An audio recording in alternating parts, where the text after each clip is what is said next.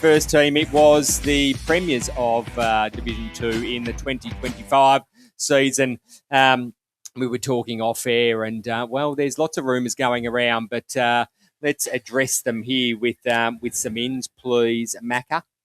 Yeah, well, Devon Macca and Gammers as well. And I reckon I'm going to hand it Gammers in a minute because he knows these boys better than what I do recently. Obviously, I played against them in 2023, and I know a fair bit of their list, but I'll just have a quick chat about, obviously, Quirk coming over and Marshall, both from Druin last year in the Gippsland football comp. And then it looks like McMillan's come back to the side with. And Cole, I know a little bit about Cole, watched him play at the Stingrays. He's a big body. So whether he'll get a VIA, he would highly likely be high up there. He looks like he's trying to get on a VFL list, possibly with Sandy. I would think he's probably going to get that. So whether they see him or not, they've just added a couple of blokes. They wouldn't have had that many points available, wouldn't have thought. So they've probably just got to go after a couple of blokes, and they've got two boys from Druin. Yeah.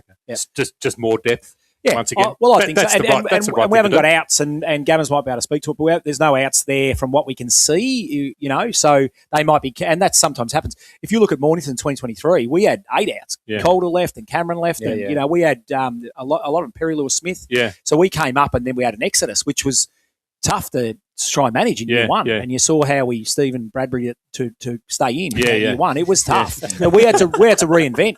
We had to reinvent. Got to retain Kirby. Yeah, that's a must. Well, I was just about to say, he's the barometer. Yeah, okay, righto. So he's definitely in. Yep. Okay. Yep. Oh, that's I don't know if he's put quite pen to paper yet, but no, got to retain him. He's important. Well, I think they're very guarded about ins and outs. I think, Devon, and that's not a bad way to be. Yeah. They play a really good slingshot brand off halfback that goes through Kent. So Kent's obviously going again as I believe as a co-coach. They announced that early or late last year. Late last year. Yes. Got a great bunch of kids. I think, even this show might have talked about how kids didn't get an opportunity 2 or 3 years ago. I think they turned that corner. Their kids were excellent. Yeah. And in my opinion, a lot of them were Got ready. them across the line. And ready to go. Yeah. Like they play the right back style. then. Gammons, if they can play that brand of footy they played in the grand final, that's shocked us all, didn't it? That first 20 minutes of that. Shit, what's happened here? Quick footy, good movement. 100%. Yeah, they can finish mid-ladderish of Division 1. I think if they can produce that for half the year, they'll finish. Yeah, they have no chance to come back if they can do that. Yeah. That's my opinion. Big. Yeah. Which is super interesting, I think, because I think to novice sort of followers of the game, you'd look at their Devon Meadows ins and you sort of think, well, they've not done a whole lot.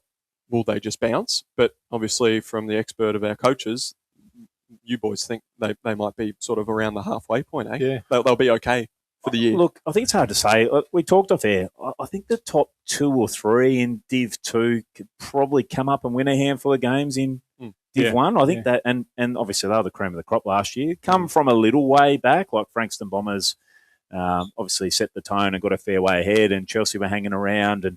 But Devon were always there. They won the games they needed to, and they when they got some continuity into Kent off halfback, they are a machine. So if they're allowed to play their way, which will obviously be a lot tougher in Division 1 football, 100%. where the quality is definitely higher, they may not get that up and going as often. And they've got the Glover reserve factor. It's a particularly hard ground. It's a cauldron. It's a cauldron. Yep. So Sorrento, I've got to go to the cauldron if they and can play find it. Sorrento brand of footy. Yep. And it's a difficult place to win footy at. And we saw Edie come up and handle it quite fine last year, but Devon are a bit of a smaller bodied side compared, so they're going to get a be interesting in round 1 against Frankston YCW. And we'll talk about them shortly because there's been a bit of a changing of the guard there, but that's a good start for them, I reckon, to see where they're at. And they're going to play away as well. And geographically, if you've been out that way recently, it's like a whole new city's been built. So if they can manage to stay up, they will stay there for a long time. Yeah, there's a huge population. Yeah, there is huge population. It's not just salary anymore. Brings us to the next team, Mana.